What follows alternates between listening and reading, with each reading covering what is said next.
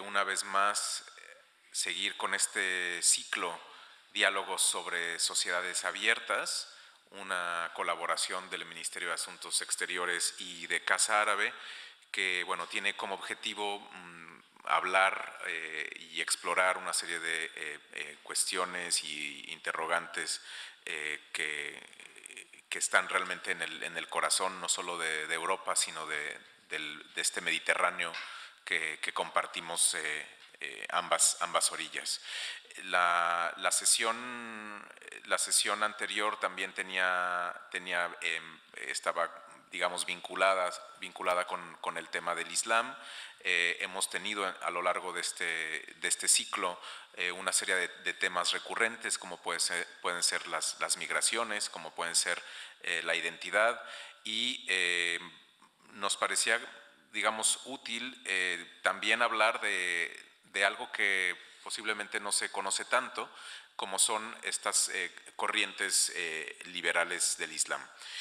Como saben, el Islam, como otras religiones, alberga múltiples corrientes, interpretaciones, y en el imaginario colectivo occidental, las dominantes parecen ser aquellas más conservadoras, más fundamentalistas, que en las últimas décadas han ganado fuerza gracias al apoyo de ciertos países del Golfo, pero gracias también a su presencia en los medios, gracias también a sus acciones sensacionalistas y en muchas veces destructoras, como puede ser el caso del mal llamado Estado Islámico en Irak y Siria.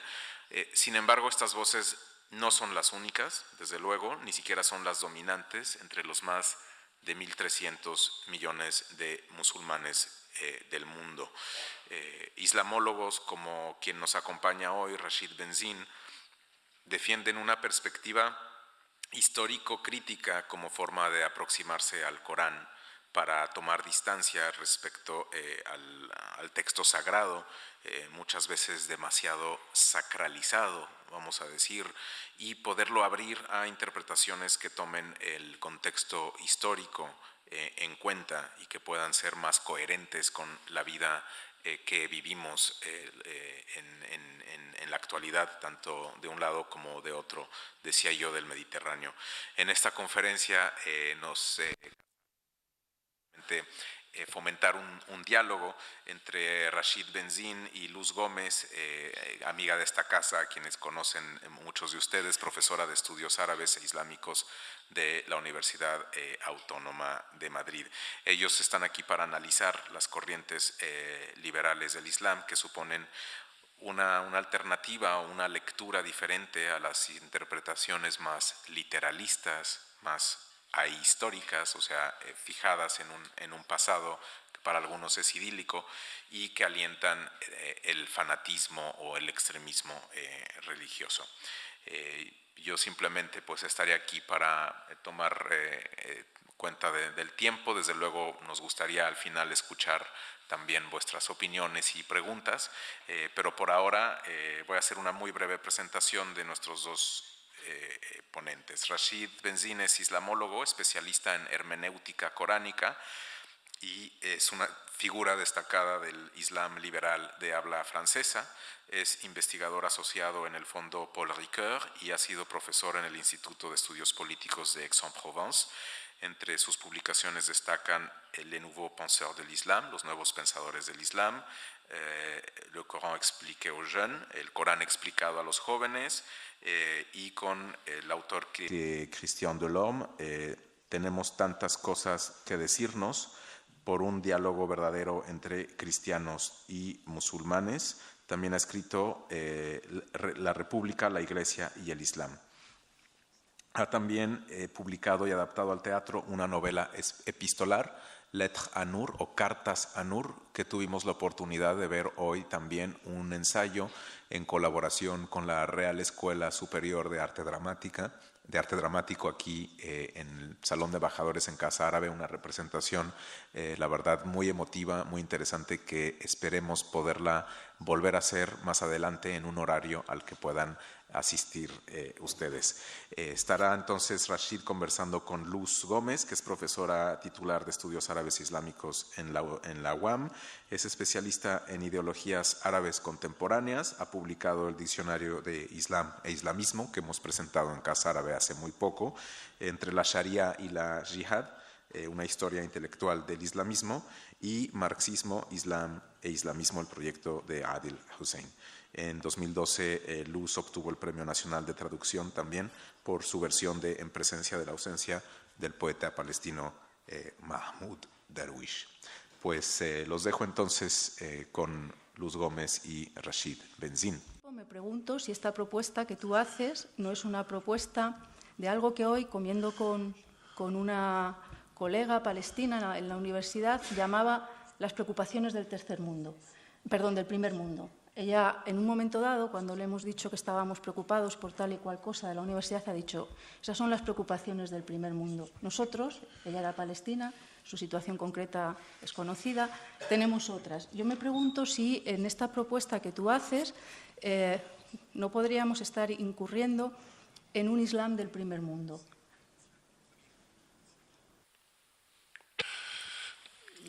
Je ne partage pas cette idée du premier monde parce que je pense que l'individu, il est inscrit dans des réseaux plus ou moins larges, plus ou moins grands, plus ou moins complexes, et que l'individu n'existe pas en lui-même. Et je pense qu'à partir du moment où cet individu s'inscrit dans cette subjectivité-là, rien ne l'empêche de participer à des combats collectifs, à des débats collectifs, à des utopies collectives. Mais je crois qu'il faut sortir, peut-être, me semble-t-il, de cette illusion dans laquelle beaucoup de musulmans se sont inscrits, c'est-à-dire de cet islam comme identité. Et je crois que le drame, c'est que l'islam n'est plus vécu comme une vérité existentielle, transformatrice, ou qui a des choses à dire sur le monde. C'est d'abord la préoccupation identitaire. Et donc c'est une crise identitaire, c'est une crise de légitimité à l'intérieur de l'islam qui fait qu'il y a ce besoin identitaire qui se développe, qui passe souvent par le normatif, à savoir l'alimentaire et le vestimentaire. Et je crois que l'individu n'est pas simplement musulman, il est inscrit aussi dans un pays, il a des nationalités auxquelles il participe, il est dans des associations, dans des universités, dans des combats. Et je crois que c'est ce travail entre cette idée de la subjectivité, cette idée de l'individuation qui me semble important, mais cette idée de la subjectivité ne renonce pas du tout à cette idée de la responsabilité et cette responsabilité collective. Mais je crois que le chemin que j'essaye de tracer, il est beaucoup plus modeste, mais il vient aussi alimenter des luttes qui sont un peu beaucoup plus grandes. Mais si l'avènement du sujet n'advient pas, ça sera très difficile de pouvoir avoir ce combat collectif. Sinon, on a quelque chose qui va se jouer beaucoup plus sur le ressentiment, tel que, par exemple, quand Daesh propose le rêve de la dignité, il va jouer sur la question du ressentiment, sur la question de l'humiliation, sur la question des injustices. Et on voit bien comment ce type d'idéologie, qui est à la fois théologique et politique, peut mener lorsque la révolution passe par cette idée de la violence. En este proyecto que tú nos presentas y que, bueno, yo me permito intentar desentramar y hago de algo que me gusta mucho hacer, que es abogado del diablo, pero no es en otro sentido. Yo me pregunto qué lugar tiene, qué espacio queda para las luchas, las demandas, las reivindicaciones que también históricamente han aunado a los musulmanes, más allá de la identidad como musulmanes, y que tiene que ver con los derechos humanos, por ejemplo, con la igualdad de género, con el papel que tienen las minorías, cómo desde este proyecto del individuo se puede también incorporar o recuperar o vehicular estas cuestiones que han sido fundamentales no para estas corrientes del Islam que tú mencionabas, para los salafistas, los yihadistas, pero sí para otros grupos que han militado en la izquierda islámica, como pueda ser el grupo de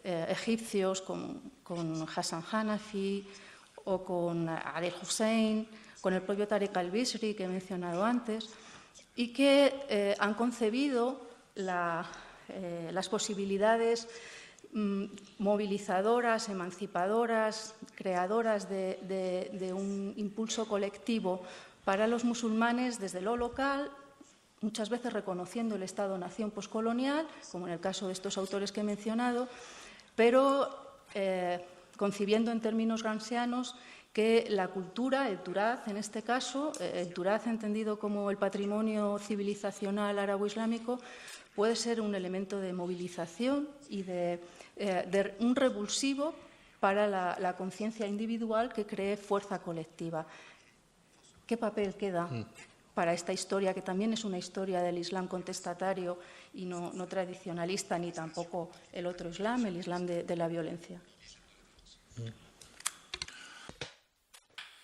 Je crois que tous ces combats que tu viens de mentionner, il s'agit aussi de les inscrire dans le temps de l'histoire et aux questions auxquelles ils avaient à répondre.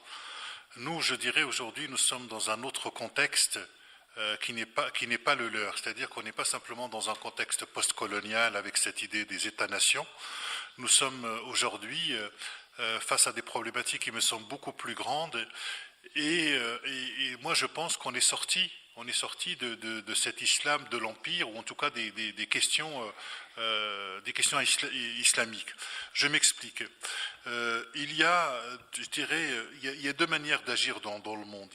Alors je ne sais pas si en espagnol on va sentir la différence, mais on peut agir en musulman ou en étant musulman. Ce n'est pas la même chose. Par exemple, en France, il y a eu agir en tant que chrétien et agir en chrétien, ce n'est pas du tout la même chose. Agir en tant que chrétien, cela veut dire que vous ramenez toutes les problématiques à l'intérieur du champ de la chrétienté. Et vous partez du principe, est-ce qu'à l'intérieur de la chrétienté, avec ses différentes sources, il y a une possibilité que le christianisme a des choses à dire? C'est une chose. Puis il y a le fait d'agir en chrétien, c'est-à-dire que vous êtes mu par un certain nombre de valeurs qui sont issues de votre patrimoine et dans lesquelles vous allez rencontrer d'autres qui, eux, ne sont pas du tout, en tout cas ne viennent pas de votre confession et partagent ces mêmes valeurs. Et je crois que cette idée du libéralisme, elle est beaucoup plus là, c'est-à-dire qu'il s'agit plutôt d'agir en musulman, mais ne pas réduire sa personnalité à l'islam. Et je crois que c'est très important parce que je vous donne simplement un élément de la construction, c'est-à-dire dans la manière dont on nomme les choses. En France, par exemple, et ailleurs, pendant très longtemps, dans les années 60-70, quand mon père est venu, l'appellation, la manière dont il était nommé, il était nommé immigré. C'était souvent une appellation économique et sociale. Dans les années 80, pour la seconde génération, ils étaient appelés, donc c'était une nomination nationale, ethnique, les Arabes, les Beurs, les Maghrébins. À partir des années 2000, l'appellation, c'était « ils sont musulmans ». Donc qu'est-ce qui s'est passé en 30 ou 40 ans? Comment on est passé de l'immigré à l'homo islamicus?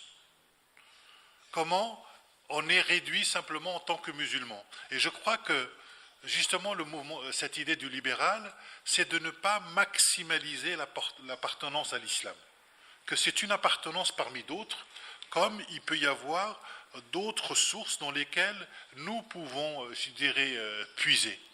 Et puis, il y a cette idée que le mouvement libéral, à partir des sources dans lesquelles il est surtout là pour aussi poser un certain nombre de questions, pour alimenter une réflexion. Et je ne crois pas trop à cette idée d'une réponse religieuse.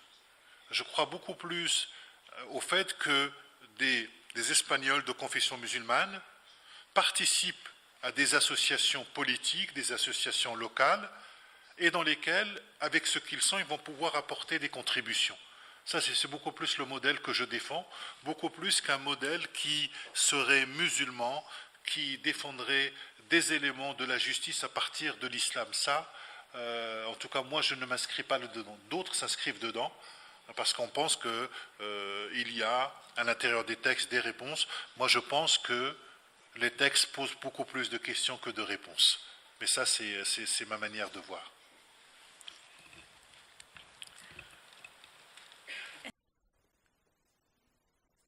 A esta cuestión sobre la acumulación de identidades que funcionan en el individuo a la hora de hacer frente a los desafíos, a los retos que le plantea la contemporaneidad, me estaba acordando también de una cuestión que aquí en España, pero creo que en el mundo en general, pero sobre todo aquí en España es especialmente candente, en el sentido de cuáles son los estratos de la identidad y cómo en un momento determinado puede primar unos sobre otros hasta el punto de transformarse en un motivo comunitario y no individual, por seguir con mi crítica a la cuestión del individuo y la subjetividad. Y te voy a decir el ejemplo que yo estaba pensando y que tiene que ver con el feminismo y la conciencia de género entre las mujeres españolas. Este movimiento ha sido transversal, más allá de militancias políticas concretas, ha sido intergeneracional, ha convocado a mujeres del campo y de la ciudad, ha intentado, a veces con no demasiado éxito, pero sí, por lo menos está empezando a andarse el camino, a incorporar a todas, pongamos, a todas las personas racializadas, las que no son como yo, blanca, de origen europeo, familia cristiana, bien asentada en la universidad, con mi sueldo todos los meses. Pero por encima de todo eso, esta otra identidad, la identidad de género, ha permitido una reivindicación colectiva que ha estado muy presente en los programas electorales de las últimas semanas, por ejemplo. Yo te pregunto, en este mismo sentido, a partir del Islam, en esta propuesta que tú nos haces, el Islam no podría tener ese papel.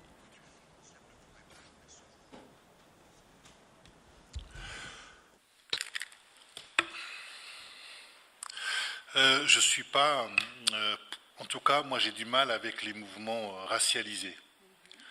Parce que les mouvements racialisés, autant je peux comprendre cela de manière intellectuelle, sur la place d'un certain nombre de minorités, dans l'expression, dans l'espace public, mais quand la race, entre guillemets, ou l'identité devient le seul facteur à partir duquel je m'exprime et auquel je revendique des droits par rapport à un certain nombre d'autres, où les autres sont exclus, c'est très difficile parce que ce qui se passe avec ce mouvement de racialisation, quand on le pousse jusqu'au bout, il n'y a pas si longtemps, j'étais à New York et à un moment, sur la condition des Noirs, il y avait un jeune professeur blanc qui avait fait de très très bonnes, je dirais, de très très bons travaux sur cette condition-là.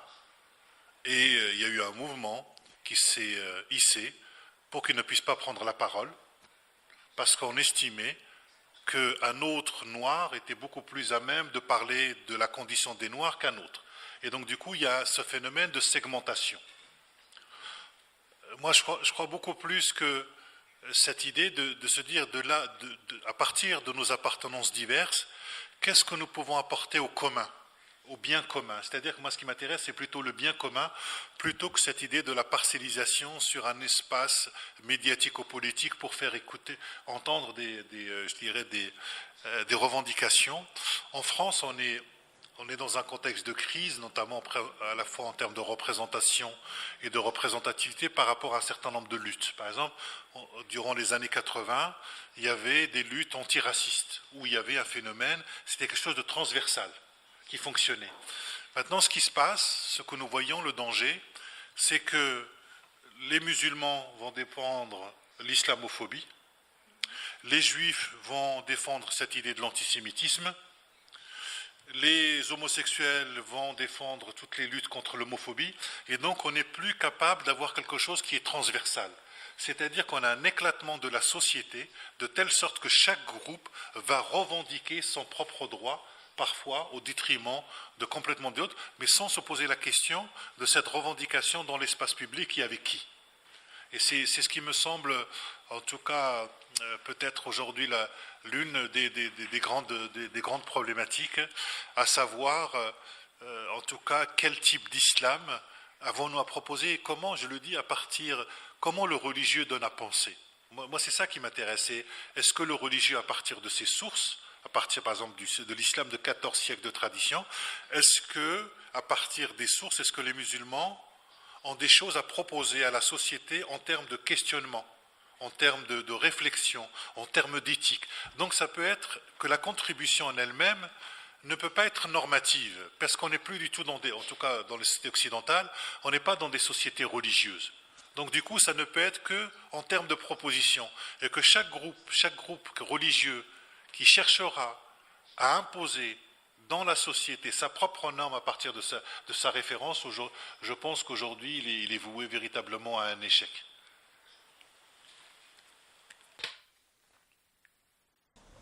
¿Tú crees que en este Islam liberal o en este Islam de los musulmanes, más bien, ¿no? Un Islam de musulmanes liberales, crees que tendría cabida, habría una línea de hermenéutica coránica, pero también de propuesta de lectura histórica y de intervención social propia y específica de las mujeres?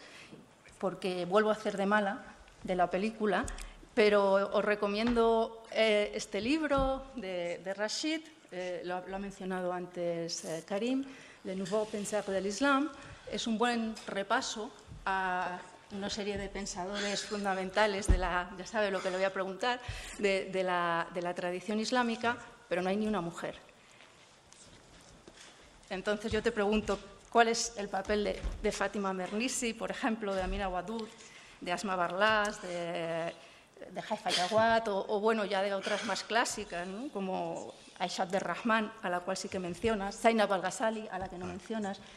¿Qué posibilidades hay de que las mujeres contribuyan también a este Islam liberal? Tu allais poser cette question. Alors, tout d'abord, pourquoi j'ai choisi de ne pas mettre un certain nombre de femmes? J'avais travaillé effectivement sur Fatima Mernissi, Amina Wadud ou Aisha Abderrahman, la femme de Amin al-Khouli au début du XXe siècle. Alors, pourquoi? Parce que quand je prenais par exemple Amina Wadud s'inspirait de Fazlur Rahman.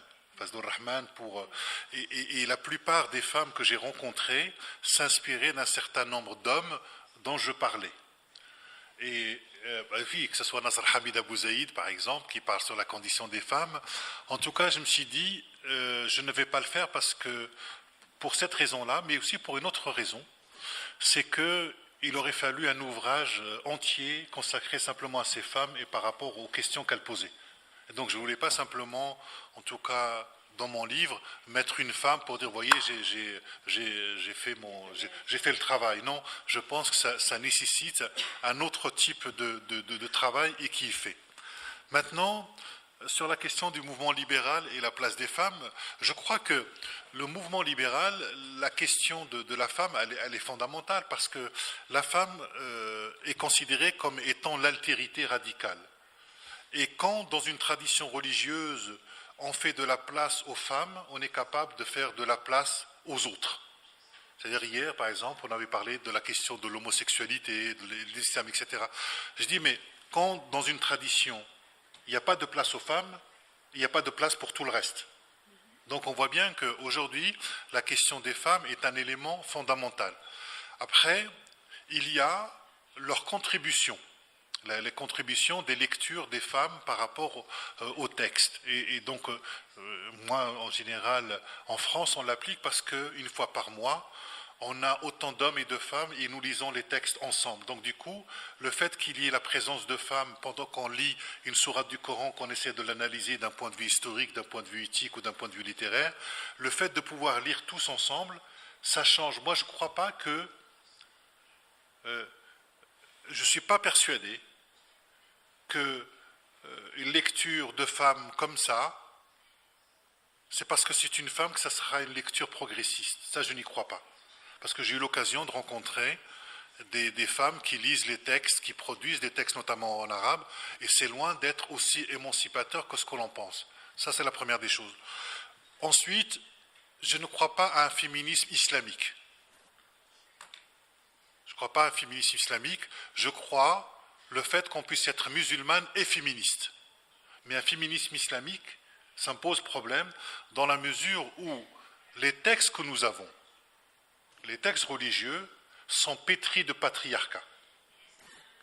Donc, dans la lecture que propose un certain nombre de féministes, en mettant le prophète féministe avant l'heure, en disant même que le Coran aurait amélioré la situation d'un certain nombre de femmes par rapport à ce qu'il y avait avant, le problème, c'est que nous n'avons rien de ce qu'il y a avant. C'est-à-dire que d'un point de vue historique, le Coran est le seul texte en arabe que nous ayons de cette période-là, du 7e siècle.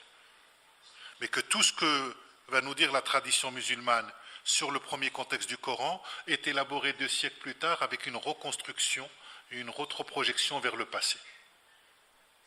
Et donc, il ne faudrait pas que ce soit des lectures apologétiques pour dire que la notion de l'égalité était déjà là.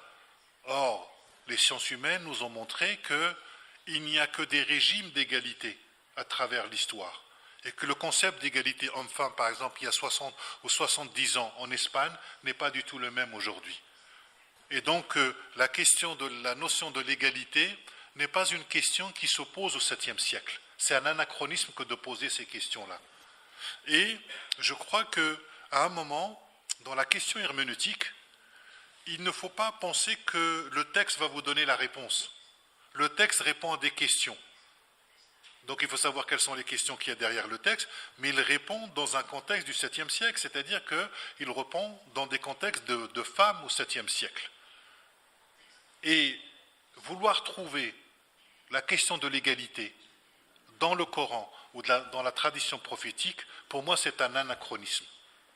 Mais la question que doivent se poser notamment ces musulmanes et féministes, c'est de se dire, ok, le texte a été lu comme ça à travers l'histoire.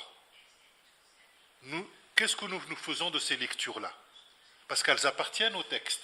Parce qu'on ne peut pas dire que pendant 14 siècles, on a mal lu le texte et que le texte était égalitaire dès le départ. Vous voyez, donc, je dirais que c'est un problème de méthodologie. Et ensuite, il faudrait que, en tout cas, moi, les femmes que j'essaye de rencontrer, que j'ai même dans mes cours, de ne pas que la lecture de femmes sur les textes ne soit pas uniquement une question de femmes, de la question de la femme, du corps, du voile. Il y a d'autres questions qui nécessitent d'être saisies par ces femmes en dehors des questions de femmes. Je ne sais pas si je suis assez clair là-dessus. Precisamente por esta necesidad de vehicular las reivindicaciones feministas o de género con otras de carácter transversal, que como tú has acabado mencionando al final de tu intervención, la propuesta de aquellas mujeres que se reivindican feministas islámicas, yo las respeto, yo no soy musulmana y desde el punto de vista epistemológico creo que es interesante la propuesta que están haciendo y entonces no me enfrento a ellas como creyente. Creo que es muy importante su aportación en la medida en la que rompen con esta noción central del sujeto masculino que ha transmitido el conocimiento y la tradición, la lectura, la hermenéutica durante siglos, pero porque además lo hacen, yo decía que lo interesante desde mi punto de vista es esto, lo hacen desde propuestas metodológicas que enraizan en las actuales epistemologías, por ejemplo, de los estudios anticoloniales, más allá del poscolonialismo, desde nociones que tienen que ver con la raza, que tienen que ver con la clase social, que tienen que ver con la situación en un determinado contexto nacional, y que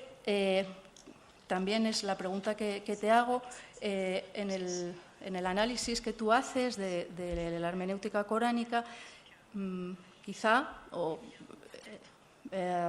falta o echo en falta esta presencia, ¿no? La presencia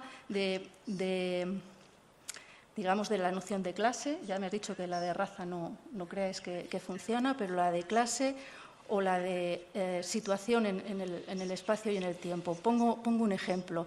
Me resulta complicado entender que la propuesta de este Islam liberal sea universal. Puedo entender que desde el punto de vista teórico se pueda presentar de esta manera, pero me pregunto cómo un joven, voy a decir egipcio porque es lo que me resulta más cercano personalmente y por mi trayectoria profesional, pero podría decir un joven libio o un joven sirio, cómo pueden desvincularlo del momento concreto en el que están inmersos, que todos conocemos, de regímenes autoritarios, de falta de perspectivas de futuro, de caos económico, de represión. ¿Cómo encajas todos estos vectores para hacer una propuesta de Islam liberal? Pour cette proposition d'islam libéral. En tout cas, la question de l'islam libéral est la question de l'herméneutique, puisqu'on parle d'herméneutique. L'herméneutique suppose la condition historique du sujet. Je crois que ça soit chez Gadamer ou chez Ricoeur, la condition historique du sujet qui lit, elle est très importante parce que chaque lecteur vient avec des présupposés, avec un certain nombre de questions, puis il y a des horizons de sens attendus dans la lecture dont parle Gadamer, dans Vérité et méthode. Je crois que justement cette question de l'herméneutique, elle est fondamentale parce qu'elle part du principe qu'il y a des présupposés, que nous avons tous des présupposés par rapport à... Nous n'arrivons pas vierges devant un texte, nous arrivons avec des questions, et qui sont les questions du moment. Quand je prends Nasr Hamid Abou Zaïd sur l'analyse littéraire du Coran, qui lui-même s'inscrit dans la veine, dans les années 40, de Mohamed Khalaf Allah sur l'art du récit du Coran. Mohamed Khalaf Allah qui lui-même s'inscrit sur Amin al-Kholi, donc au début du siècle. Je crois qu'il y a une tendance à l'intérieur même de l'Égypte, je dirais de libéral, que ce soit de Mohamed Abdou jusqu'à Rachid Reda, plus en passant par Rachid Reda qui était syrien, mais jusqu'à Nasr Hamid Abou Zaïd et même le Gamal al-Banna, etc. Il y a ce mouvement libéral qui existe à l'intérieur de l'islam. Simplement, ce mouvement-là, en vérité, il est plus vécu dans la conscience et la subjectivité des gens, beaucoup plus qu'il n'est revendiqué en termes d'association. Et je crois que les valeurs libérales, que ce soit moi qui suis d'origine marocaine, on les retrouve. Alors peut-être que les gens ne les disent pas comme ça, mais ils sont déjà imprégnés par ça. Ensuite, je crois que l'islam, en tant que religion, dans la manière dont il s'est construit, je veux dire, quand on ouvre le Coran, les références bibliques, il y en a énormément. Donc on ne peut pas prendre le Coran comme si c'était un texte isolé, comme si finalement il ne doit rien à ce qu'il précède. Il s'inscrit dans ce que nous appelons en tant qu'historiens l'Antiquité tardive, qui a été aussi un élément très important pour la pensée européenne. Il est en discussion avec la Bible hébraïque, il est en discussion avec les évangiles, avec les apocryphes. Je crois que le Coran travaille tous ces matériaux-là. Et ensuite, ce qui est très important, c'est que dans la manière dont la pensée islamique elle s'est développée, elle a emprunté aux autres cultures. Et, je veux dire, l'islam pur chimiquement n'existe pas. Je veux dire, lorsque vous avez des Espagnols d'origine marocaine, d'origine, je dirais, de confession musulmane, ben, ils sont aussi occidentaux. Dans la manière dont je lis le texte, elle est aussi liée à mon parcours historique, le fait d'avoir étudié la théologie catholique, d'avoir étudié aussi les textes juifs. Je veux dire, ce détour-là me permet finalement de faire ces propositions-là.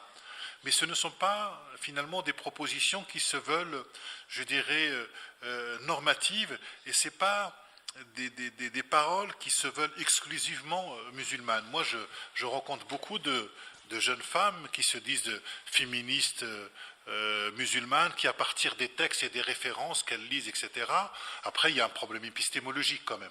Parce que ce que je veux dire, c'est qu'il y a dans la méthode, je n'ai pas le temps de rentrer là-dedans, mais il y a un vrai problème méthodologique pour pouvoir lire ces textes-là. Parce qu'on les lit aussi à travers la tradition et on sélectionne à l'intérieur de la tradition que ce que nous souhaitons. Donc c'est un biais herméneutique, moi, qui me pose aussi, je dirais, un problème. Et ensuite, attendre des textes qu'ils vous libèrent d'un certain nombre d'éléments, c'est donner trop de...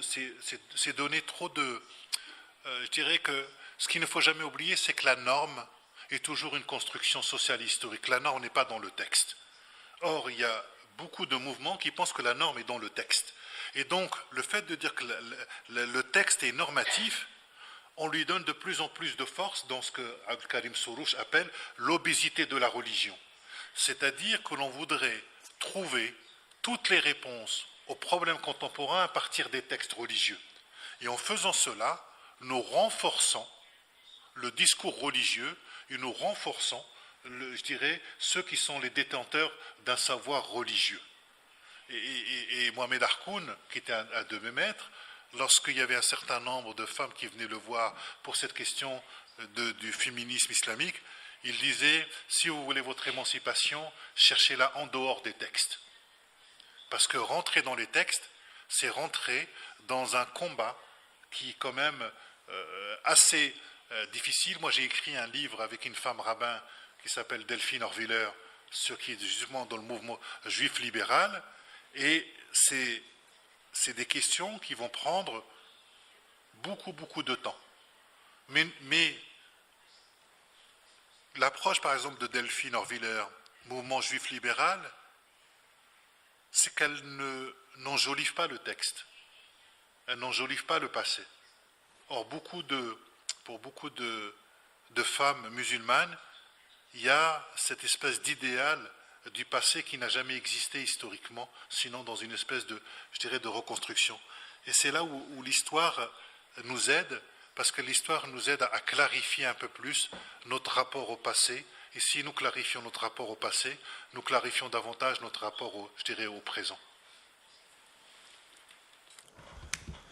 Voy a dejar ya esta línea de ataque en el ajedrez. Voy a pasar a otra, no porque estamos acabando, no podemos alargarnos demasiado, pero tengo otra que no es en concreto a ti, sino a mí también, en general, a quienes nos aproximamos al Islam desde una perspectiva intelectual, en la que yo reconozco que a veces incurro y me hundo.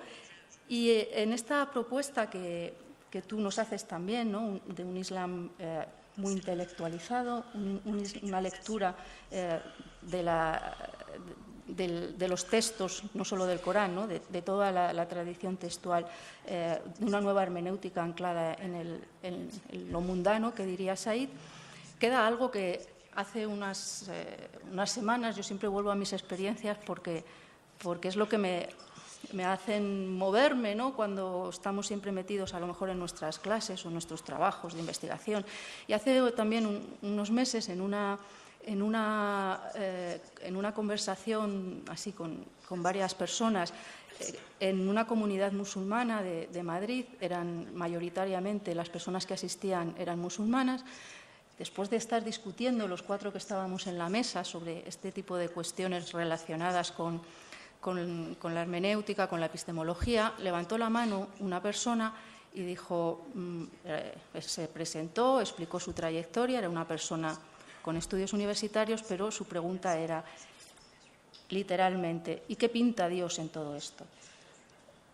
Mi pregunta es, en esta propuesta que tú haces, ¿qué lugar le queda al Islam espiritual, al Islam que no está directamente vinculado con la oficialidad, con la normatividad, sino con la experiencia personal que se pueda incluso expresar a través de experiencias cofrádicas, místicas. ¿Qué lugar le queda en el Islam liberal a esta persona que me preguntaba a mí por el Dios de los musulmanes? Je crois qu'il faut bien distinguer les deux temps. Il faut distinguer le temps de la recherche, où il est question de méthodologie, d'épistémologie, de travail intellectuel, avec une ascèse qui doit être très importante, en tout cas quand on fait de l'histoire.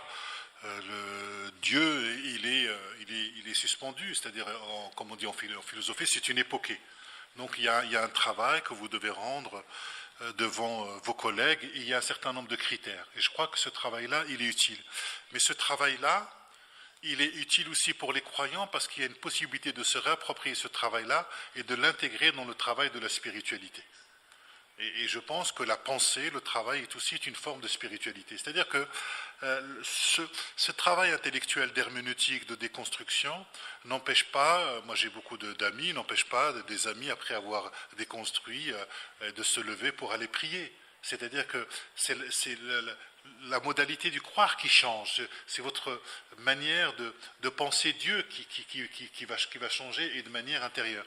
Mais ça n'empêche pas le travail de la spiritualité, et d'autant plus que, vous savez, le Coran, ça reste quand même un texte récité.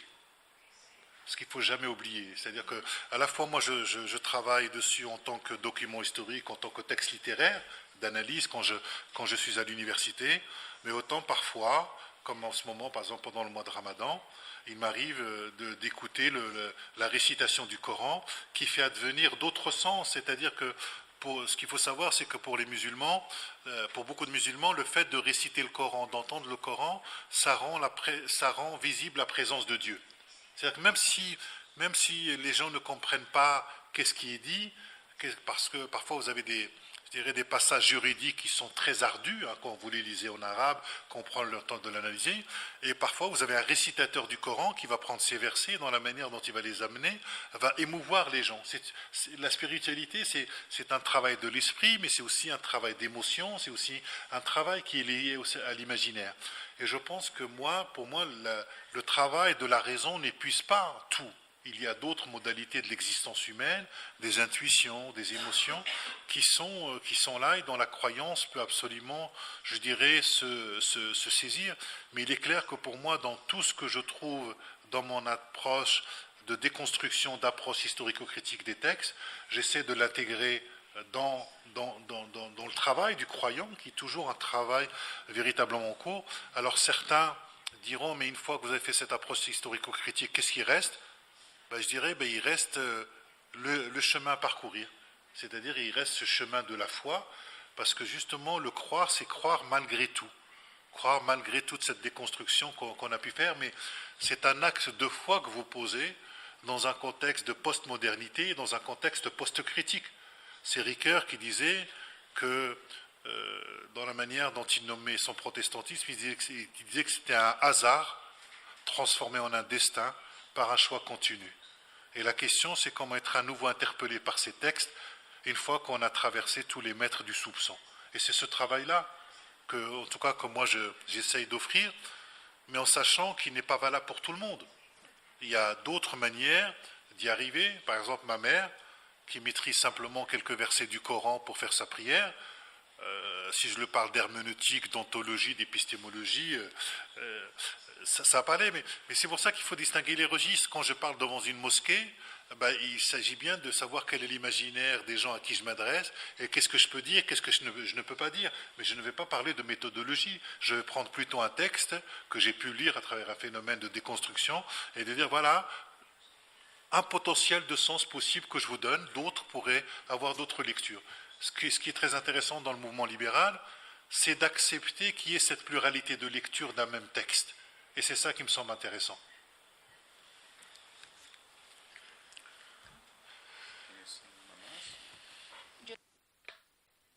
Moi j'ai d'autres questions, mais en changeant absolument d'approche, je ne sais pas, Karim l'a mentionné, ce que vous...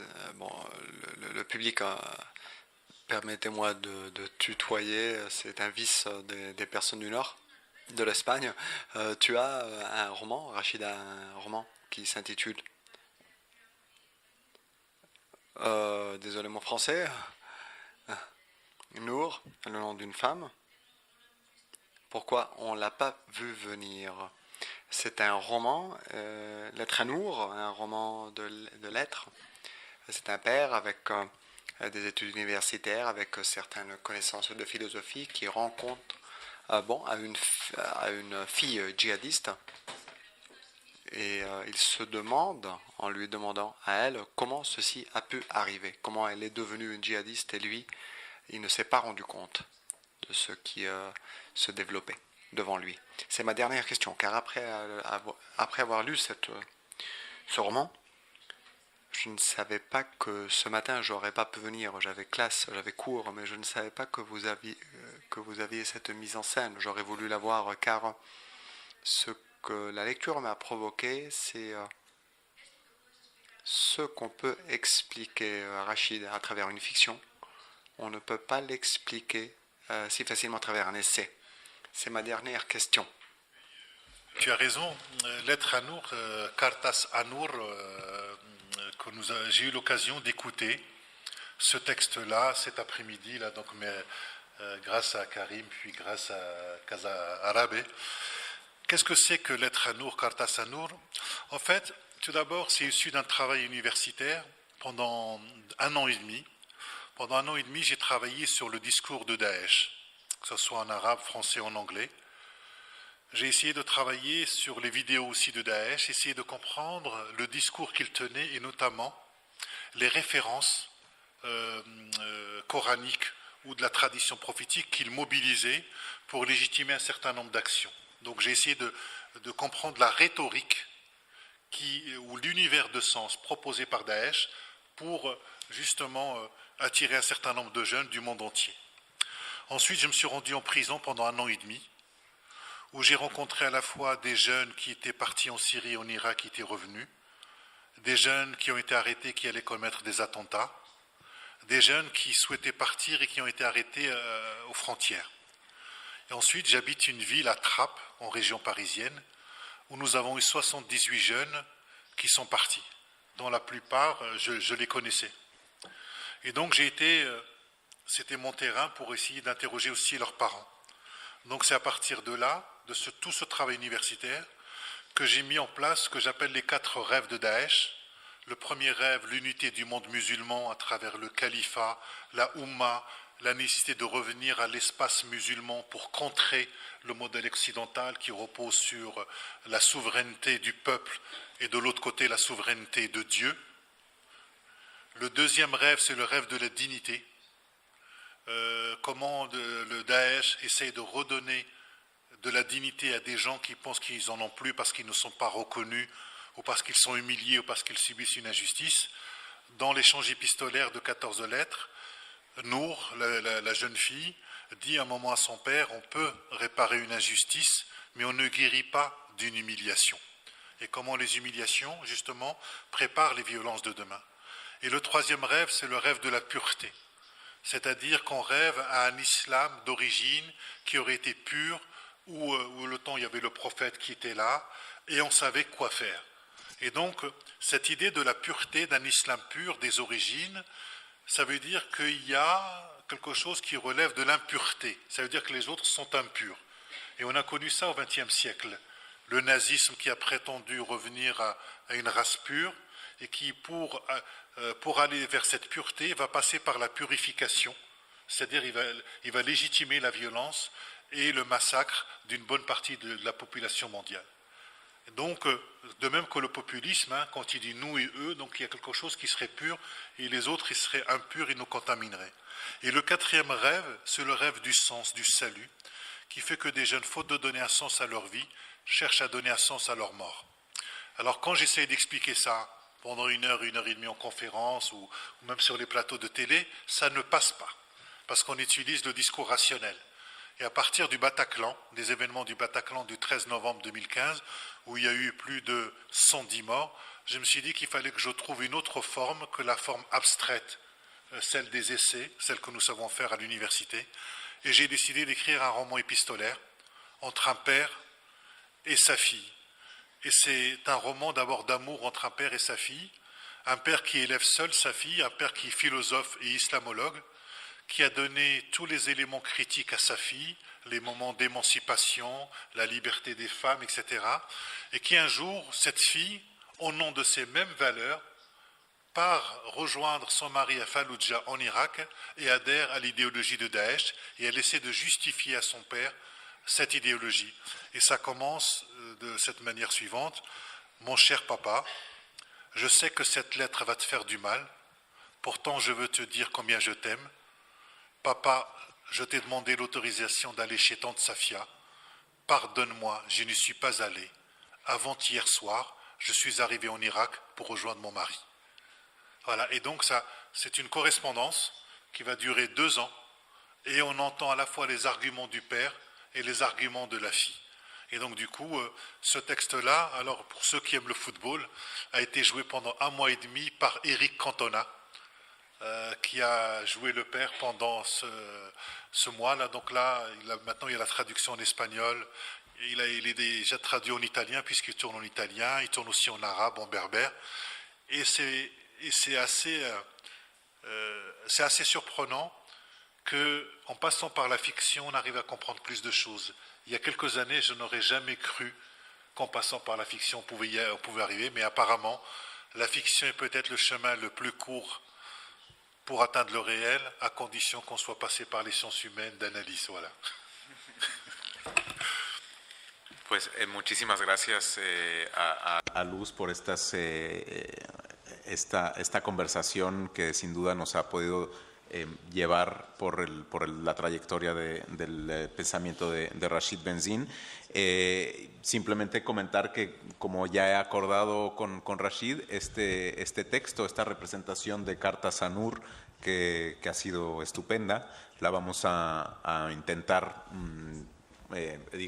repetir antes del final del verano en un horario que sea más fácil para el público y profesores incluidos poder asistir. Yo, antes de dar la palabra al público y aprovechando esta última intervención, quisiera mencionar un libro que no he terminado de leer, pero que me parece fascinante, que se llama La Edad de la Ira, de Pankaj Mishra. No sé si lo conozcan, es un historiador indio, de origen indio, y pues, con este título, La Edad de la Ira, ¿no? The Age of Anger en inglés, habla de cómo toda una serie de manifestaciones, como pueden ser la creación, el desarrollo de un movimiento como Daesh, pero también movimientos nacionalistas o de extrema derecha, son el resultado de justamente de una serie de promesas que la modernidad planteaba o garantizaba, y que a través de los medios parecían realmente objetivos alcanzables para la mayoría de la población, y cómo al darse cuenta de que no es justamente un territorio al que pueden entrar todos, se generan estas expresiones de odio en una forma de responder a este caos, como también lo mencionó Amin Maalouf en uno de sus últimos libros, ¿no? Le Dérèglement du Monde. Es la forma de responder al caos es con más caos, ¿no? Es con este nihilismo, con esta venganza, que en unos casos puede ser, la califica él de venganza postcolonial. Y yo no sé si de alguna forma esto encaja con tu análisis también de estos de movimientos como Daesh, y de esta forma o de estas interpretaciones del Islam que no necesariamente tienen que ver con la religión, sino más bien con un resentimiento de cara a las promesas que se les hizo a muchos de estos jóvenes, y que se dan cuenta de que no podrán alcanzarlas nunca. Ouais. Dans ce que j'ai analysé, il y a à la fois du religieux et du politique. C'est pour ça que j'ai dit que Daesh propose une révolution théologico-politique. Et c'est vrai que dans le discours sur le rêve de la dignité, il y a l'idée de restaurer quelque chose qui a été blessé, notamment sur la question de l'humiliation. Mais il est clair que Daesh, en faisant cela, tend en miroir les manquements de nos propres sociétés. c'est-à-dire qui nous oblige à penser la question de l'utopie, à penser certaines questions de la modernité auxquelles nous n'avons pas suffisamment su répondre. Donc du coup, il joue sur nos propres manquements. Il nous tend en miroir ce que nous avons manqué. L'abbé Pierre, qui est un prêtre, qui s'est beaucoup impliqué dans le social à partir des années 50, qui est mort il y a une dizaine d'années, disait qu'une civilisation se mesure à la qualité des objets de colère qu'elle est capable de proposer à sa jeunesse. Et je crois que Daesh a été cet objet de colère et que, je dis pour souvent, ce n'est pas parce que nous avons détruit le territoire de Daesh que nous avons détruit le territoire des esprits. Et que ces idées-là sont encore là et que ça nous pose la question, c'est quelle espérance avons-nous à proposer à nos jeunes? Quel type d'utopie? Est-ce que c'est simplement le libéralisme? Est-ce que c'est simplement 2 points de croissance, 2 points en termes de réchauffement climatique? Et c'est là où ça manque véritablement d'un combat qui est collectif que nous n'arrivons pas encore à trouver. Mm-hmm.